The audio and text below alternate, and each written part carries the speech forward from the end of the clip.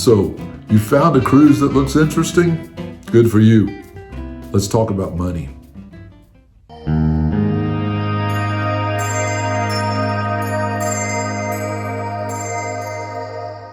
Hi, I'm Charles. And I'm Angela. Let's talk about a consideration that needs to be made when you think of cruising: finances. First of all, here's some good news. During your cruise, you don't have to worry about nightly hotel cost or food expense. But as you consider the cost of your cruise vacation, realize the cruise fare is not the total cost of the cruise.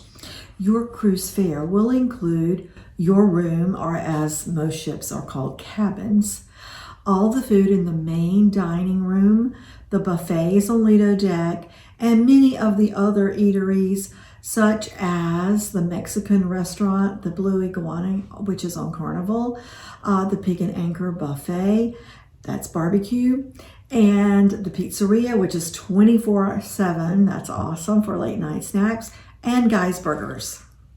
Oh yeah. You will also have room service available, and most of those items are included in the cruise fare. There are very few, 3 or 4, that are more specialty items that you would have a charge for.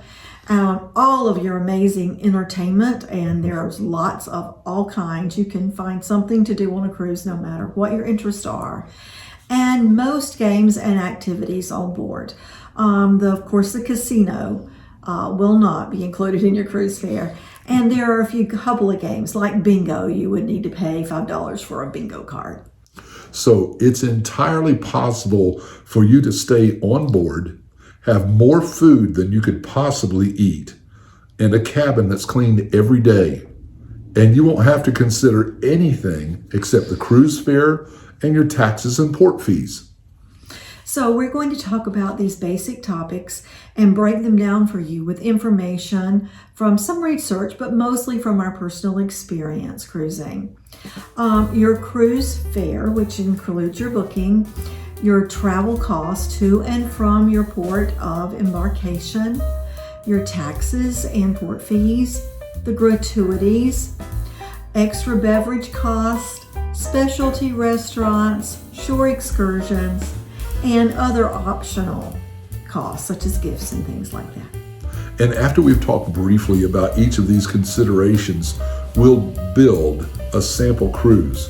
I'll run a basic expense chart as we consider each option. So, let's go.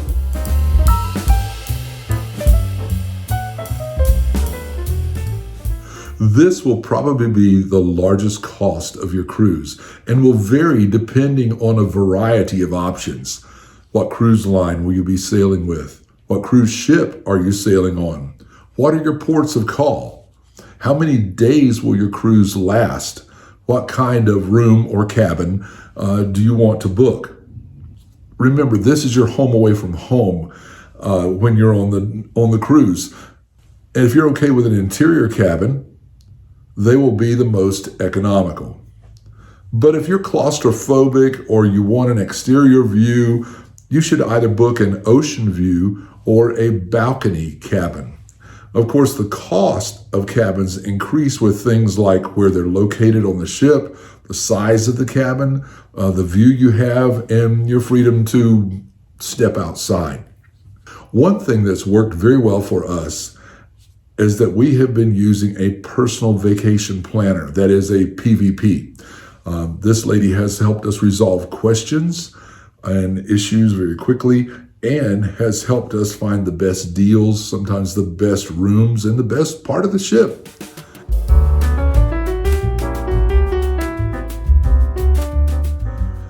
Okay, once you pick the cruise you want, you need to consider: when should I book the cruise? The earlier, the cheaper sometimes.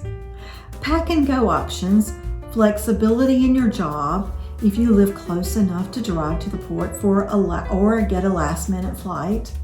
What's the best time of year to cruise? Caribbean is usually when school is in session. You want to avoid summer, Thanksgiving, Christmas, and spring break.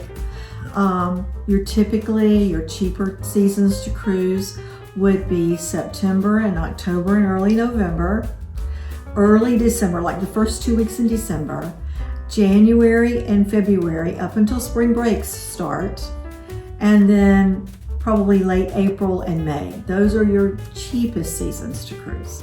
There are, of course, certain times you can only cruise certain areas. Caribbean is pretty much open year round. But if you want to go to Alaska, you're pretty much limited from May to September. There have been a lot of great deals during COVID, but those are going away as ships are returning to sailing and people are beginning to take vacations again. So what options do I have for payment? Well, you have to pay a reservation fee when you first book your cruise. That's typically about a quarter or so of the amount of cruise. Typically for a shorter cruise, it may be $150 to $250. For a longer cruise, it may be $400 or $500 or even $600. Just depends on the cruise and the cruise line. Often cruise lines will do sales where they'll do half price bookings, which means you get half off your deposit. So I have booked cruises for as little as $100 deposit before. That is the first thing. Then, of course, that's only a portion of your cruise fare. And you have to have your cruise fare paid in full 3 months out from your sail date, unless, of course, you're booking the cruise or later in that 3-month window. And if you're doing that, then you have to pay for the cruise in full at that point, at that booking, at the time you're booking. There are various ways. If you book it far enough out, a lot of people like to book a year or two out. The prices are typically cheaper if you book a good bit ahead of time. And that way you have lots of time to either save your money or pay on your cruise before that final date that you have to have it paid for. There are also other options. One that is used by Carnival is called Uplift. And with Uplift, you can actually pay monthly payments on your cruise. And it doesn't have to be prior to cruising. It can even be after you sail. And you can get it for 0% interest, depending on what your qualifications are. They also, Carnival will give you the opportunity to divide your cruise with no extra fees or anything into 4 equal payments that you will have to pay. But you have several different options for paying off your cruise. And don't forget to plan your daily activities and or excursions. Most of these can be prepaid ahead of the cruise, sometimes with a discount.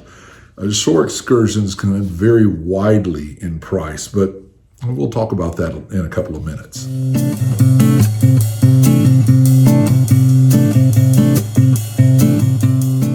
When we lived in Florida, we had 5 cruise ports within driving distance. But now we live in South Carolina. And while Florida is still in driving distance, sailing out of Miami now requires a 10-hour drive to reach the port. Our last cruise required a 2-day drive to the port. So that required a couple of nights in a hotel, meals on the road, and some of the cruises that we have planned in the future are going to require that we actually fly to the ports. So that's a whole different set of circumstances and presents a whole different set of variables. One of our last cruises sailed out of the port of Charleston, South Carolina. We drove a couple of hours and parked at the port. But there are others on the cruise who came from Canada. Obviously, they either had to fly into Charleston or had a very long drive. Yeah. So like any other vacation destination, calculating travel cost is a necessity.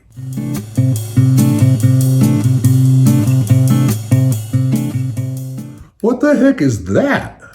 Taxes and port fees are charged by each port you visit on your cruise. These are fees that are paid by the cruise line to the cities, the ports that they are visiting. And then, of course, they're passed down to you as part of your fare, and they will automatically be added to your booking. Here's a couple of examples from some of our cruises. It varies largely by the number of ports that you visit, but we have an Alaska cruise planned. The taxes and port fees are going to be $308 a person. But we're going to be visiting 5 ports? 5 ports. 5 ports, okay. Mm-hmm. Yeah. We have a Canada cruise planned, and the taxes and port fees on that one are only $200 a person, but we're only visiting 4 ports. 4 ports on that one. And most recently, we did a Western Caribbean cruise. The taxes and port fees on that one were only $125 a person. And we had 4 ports? 3 ports. 3 ports for that one. Okay, so you see how it changes depending on the variables.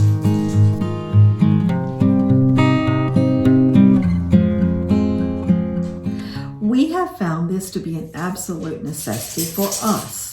Now, I will say that when we were younger and we cruised, we never thought about travel insurance. Maybe that was not a good idea, but when you're young, you don't think about those things. But like any other insurance, it covers the ifs, the what could happen. For instance, if you miss the ship, maybe your work gets in the way, or you have travel complications, or someone gets ill, any number of reasons you might miss your sailing, your travel insurance would compensate you for the fees that you've paid. If you are sick in a foreign port, it will allow you to get medical attention and not have to worry about payment. If you have to be airlifted from the ship, and it has happened many times, then of course your travel insurance will kick in like a $50,000, and I think is about what I've heard that it costs for that.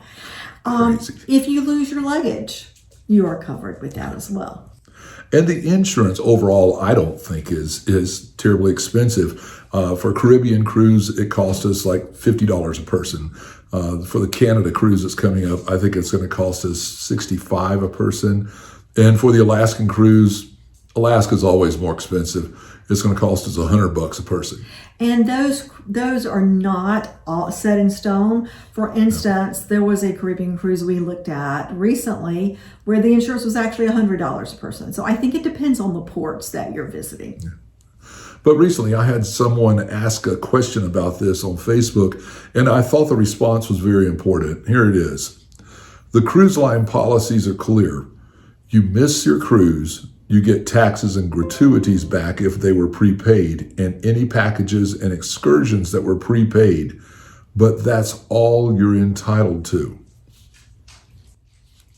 So not getting travel insurance can be a very costly mistake. I don't think it's worth the gamble. Get the insurance.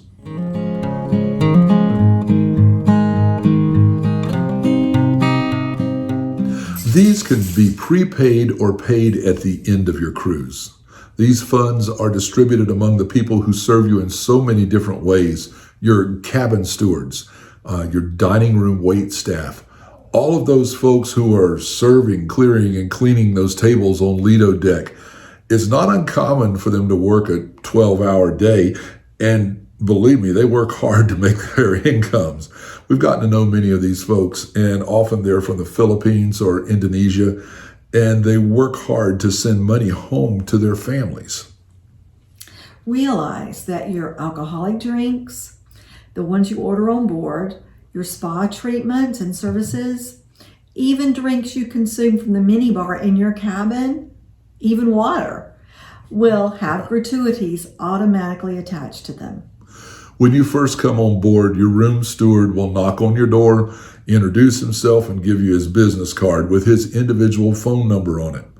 On the rare occasion that I've had to call this personal number, I'm happy to say the response has always been very fast and very efficient. Cruising will definitely spoil you. Many people, just like us, often leave additional gratuities for people who have done special things for us or have been just really right there the whole cruise, like our cabin steward, maybe our dining crew. Exactly.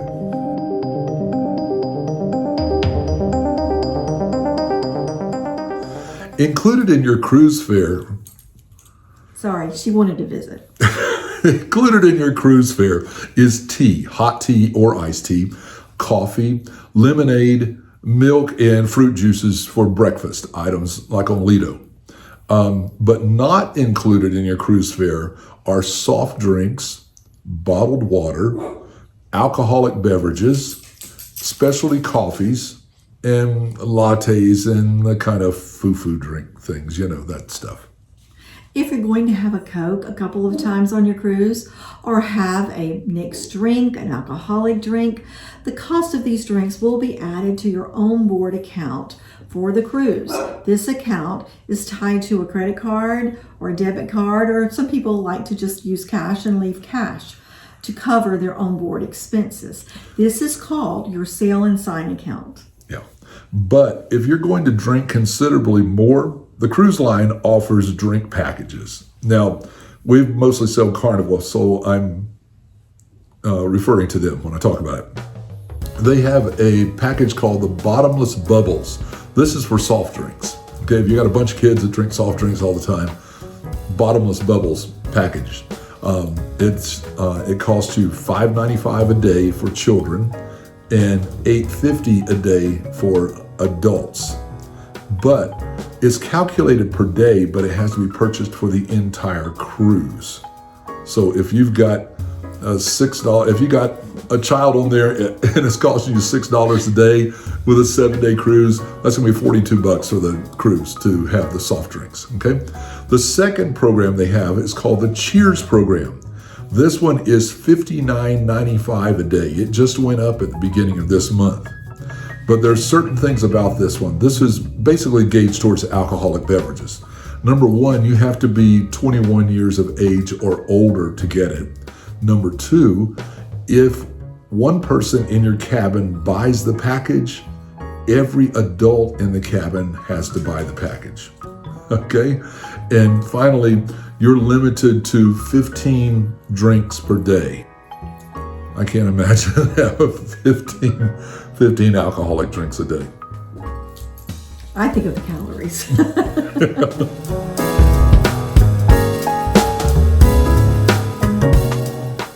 Is it a birthday, anniversary? Do you want a special evening out beyond the normal dinner? Cruise ships are now offering specialty restaurants for consideration. Yeah, these restaurants require reservations, and their cost is beyond your cruise fare. The last ship we were on included a steakhouse. Children and adults started at $12 and $38.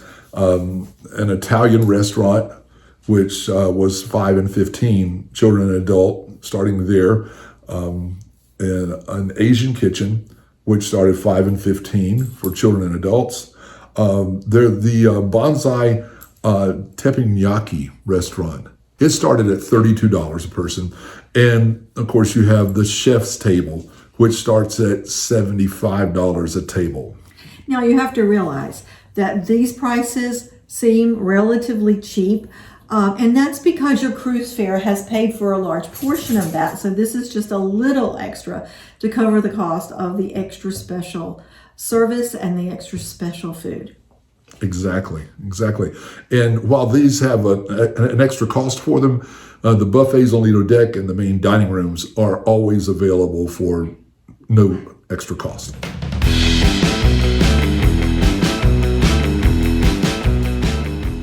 So do you want to travel to the Bahamas, Aruba, Cozumel, St. Thomas, Alaska, Hawaii, and not get off the boat? Are you kidding? Of course not.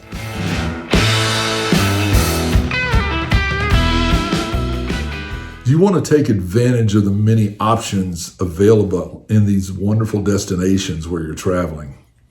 When your ship is docked in port, you have the option to get off the ship and visit the area, and you're going to want to do so. These trips are called excursions. And we can do a whole video, maybe multiple videos, just about excursions alone. But for now, we'll talk about some of the basics. Here's the basic rule. The cost of your excursion depends on where you are and what you want to do. Seems kind of obvious, huh?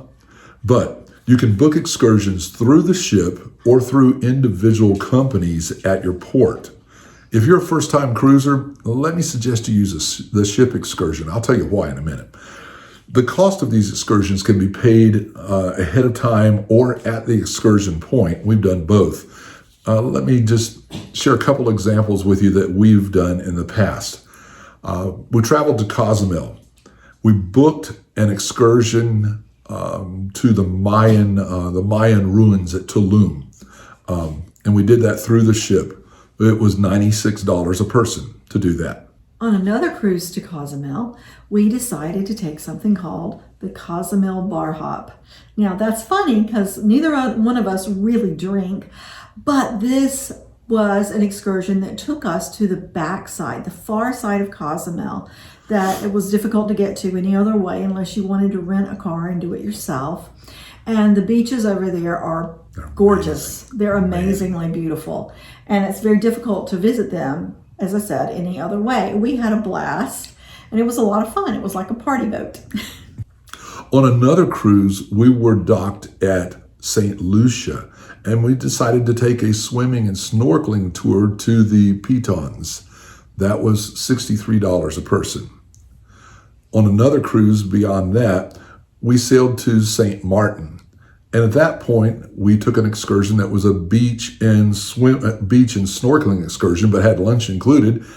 That one was a little more expensive. That one was $135 a person. But that was a full day. We went to 3 or 4 different beaches. It was amazing, including the beach, Moho Beach, where the airplanes land.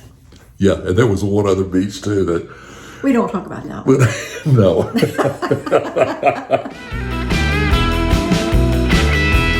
So if you're not booking through the cruise line, make sure that you're using a reputable company. Realize right now, we're coming off the tail end of COVID, hopefully, and many of the places are still recovering from COVID. So make sure that your destination is actually open and in business. Hey, you remember I advised first-time cruisers to use ship excursions on your first time out? Here's why. Make sure you keep your watch. Yeah, make sure you keep your watch on ship's time. Now, that's really important because like this last cruise we did out of New Orleans. New Orleans is on Central Time. Here in South Carolina, we're on Eastern Time. But ship's time is what's important. Which was Central Time. Yeah. But it wasn't in a couple of the ports we visited. Exactly, yeah. But if you book an excursion that's not through the ship and they don't get you back to the terminal before sail away time, which is ship's time, you might be finding your own way back home. It's happened before, and the ship does not have to wait for you.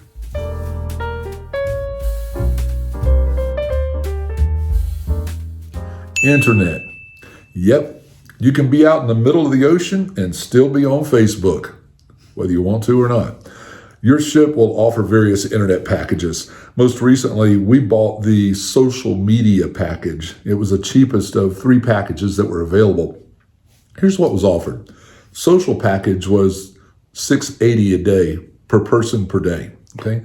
The value package, which allowed you to access your email as well, was $10.20 per person per day. And the premium package, which allowed you full access to internet, so you could do whatever there, was $13.60 per person per day. The first 2 packages went up about $1 to $2 a day, and the last package stayed the same. Oh, okay. And this is just on Carnival, so it could be different on whichever line you cruise. Yeah. So you have 3 options based on these plans, but you need to realize, number one, all the plans are for the full cruise, not per day. I mean, it may be listed as $10 a day, but if it's a 7-day cruise, it's going to be $70. Unless you sign up for the plan in the middle of the cruise. You can do that, and then you only pay for the days. That's true, yeah. When it says it's per person, it means one device at a time. Only my cell phone is on this plan, not both of our cell phones, just one cell phone. Unless, of course, both of you sign up for the plan. And number 3, and this is my personal opinion, Wi-Fi on board stinks, especially when you're in port. Why in port, I have no idea, but for some reason, Wi-Fi seems to it's horrible. It is very cruise dependent, though. We have been on cruises where the Wi-Fi worked fine. We have been on a couple recently that basically it was a waste of money. So you need to consider Wi-Fi depending on your own needs and desires. For us, we just wanted to access Messenger and Facebook and stay in touch with family and friends in case of anything coming up, an emergency. But you may need to keep up with your emails. You may need to be available for your job. Your kids may need to do homework. Or you might be the type, which all of us used to do, which is put our phones on airplane mode, shut them off, put them in the safe, lock them up, and don't even look at them again until the end of the cruise. That happened years ago, but in recent years, I don't think many of us have done that. Exactly, yeah. But one thing that's real important to remember, whether you stick it in the safe or not, all phones, mobile phones, and tablets need to go on airplane mode and stay there for the duration of the cruise. You don't want to come home to a big surprise bill from your provider. No. There are photographers all over the ship and at every port you visit, offering high-quality photos for you to purchase. And you can take as many pictures as you want. You don't have to purchase any of them, or you can select only the best. Again, the variety is completely controlled by you, but the purchase cost is beyond the base cruise line fare. And you can always have your own camera, phone, and take your own pictures. Some people are crazy about going to the spa. My sister's like one your of sister, them. yeah. And they are available on board. The spas are beautiful. You can get all kinds of treatments. Maybe you have just been in a very stressful situation and you just need some massages to relax. All kinds of wonderful treatments are available. And the ship spa offers a variety of different services. But remember, they are all in addition to your cruise fare, and you will have to put those on your onboard account and pay them. They'll even give me a facial. I don't know. I think it costs too much. Just like spa services, fitness classes are available for a fee. But most ships have amazing gyms. The facilities are top-notch, and the gym is free. But personally, I'm eating chocolate melting cake until the cruise is over. I'll do the fitness stuff when I get home. I once heard that the casino is one of the places a cruise produces the most revenue for the cruise line. So if you're a gamer or a gambler, the casino on board will feel like a mini Vegas. They're not as big, but they are pretty much the same things. Your favorite games of chance and skill will await you. You just need to realize that the gaming investment is going to come from your pocket. If you make a return, great. Just know when to quit. Set a budget and stick with it. Yeah. Whether you are shopping in the various shops on board or exploring the opportunities in port, this is all above and beyond your cruise fare. We've purchased everything from t-shirts to jewelry to rum cakes. Oh man, the options are endless. The souvenir shops, jewelry shops, and retailers of adult beverages are all available without ever having to leave the ship. Frequently, the onboard shops will also run sales, especially towards the end of the cruise. But the last cruise didn't have any t-shirts my size. And neither did they have any rum cakes. I know. We've been to Cozumel several times and have bought clothing items, some jewelry, a variety of souvenirs, and even some vanilla extract. But remember this, when you're in port, the price of an item is often negotiable.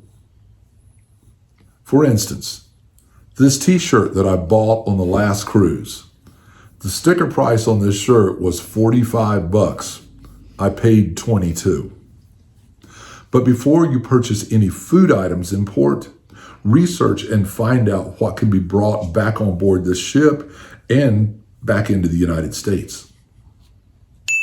Duty-free simply means that you don't have to pay taxes on your purchases or declare them. That is, reveal your purchases to U.S. Customs when you're re-entering the United States. So depending on what you purchase and how much, it might be wise to shop at a duty-free store. These are frequently found in the terminals where you first get off the ship. And all shops on the ship are duty-free up to a certain amount. On our last cruise, you could take off duty-free up to $800. When you first board the ship, you will be issued a sign and sail card. Well, that's what Carnival calls it. Other cruise lines probably have another name. And Princess has recently started using the quote medallion. It is a little device that works similar to a sign and sail card. This card is very important, and it works like this. Number one, it's your room key. Number two, it's the ID that you need, and it will be scanned every time you disembark and reboard the ship when you're in port. And number three, this card on ship eliminates the need for cash. It's already tied to a credit card you have approved or has a pre-approved amount of cash tied to it. So commonly, this is kind of the way a sign and sail will work. I want to purchase a fruity drink while enjoying a show. May I see your sign and sail card? And it's added to your onboard account. I want to indulge in a specialty restaurant for dinner tonight. May I see your sign and sail card? And it's added to your onboard account. I think you need to buy a t-shirt while on board. I think so too. But may I see your sign and sail card? And again, it's added to your onboard account. And on one cruise, I bought a watch for Charles and me. You know what they said? May I see your sign and sail card? And it was added to my account. Exactly. When using this card, it's kind of like using a credit or debit card. And that onboard account that has already been set up in your name must be paid before you disembark. We usually tie ours to a credit card. It gives us the assurance that any mistakes or unwanted charges or unwarranted charges can be easily disputed, even off the ship. And if there's a problem with your onboard account, there's always the help desk at customer service will provide assistance. But as mentioned earlier, this sign and sail card does two other important things besides purchase stuff. Number one, it's an ID card. Anytime you leave the ship and when you return, you have to show this card to a crew member at the gangway where it's scanned and it verifies that it's actually you. And number two, it's your room key. You have a folio number printed on this card, but your cabin number is not. So if you lose it, there's no chance someone else can use the card to access your cabin. So stay with us for a few minutes and let's budget and book a cruise.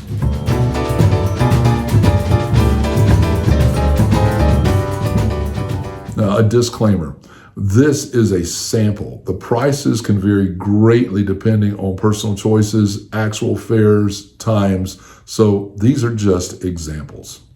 So let's suppose you live in Chicago and you and your spouse have decided to have a special birthday vacation. You have found an 8-day cruise aboard the Carnival Magic. It's a beautiful ship. We just recently returned from an 8-day cruise on this ship. And this was the itinerary we sailed. We started in Port Canaveral. We went to Aruba, Bonaire, Grand Turk, and ended in Port Canaveral. So, ready to take your cruise vacation? Let's count the cost. Your cruise fare for an interior cabin is $700 per person. Gives you a total of $1,400. Your port fees and taxes are $300. Your travel insurance is going to be $200. And your prepaid gratuities are $250.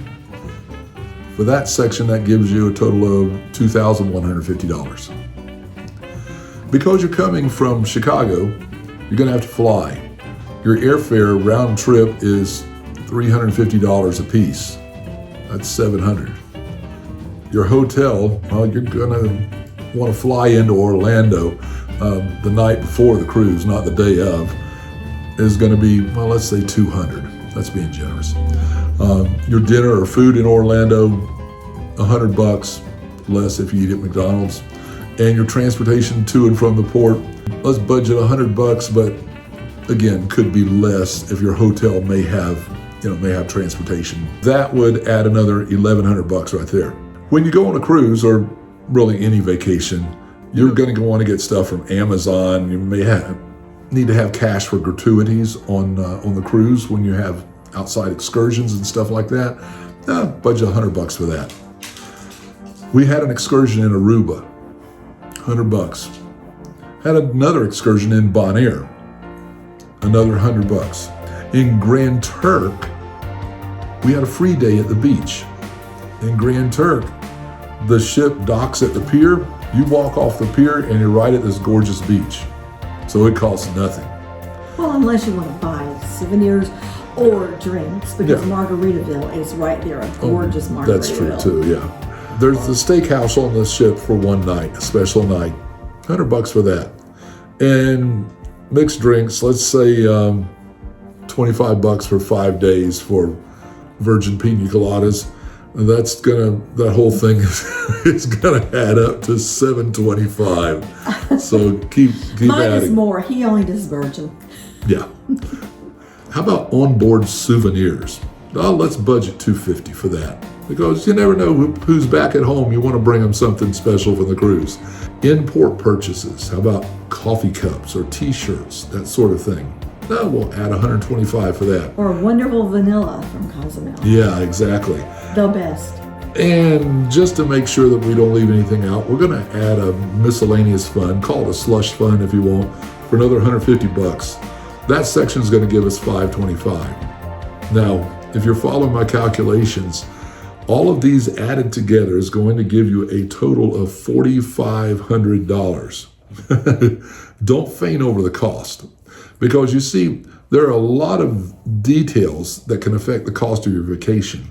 And it doesn't matter whether it's a 8-day cruise, a journey to Yosemite, or a week in Key West. This is just a basic look at what you might expect.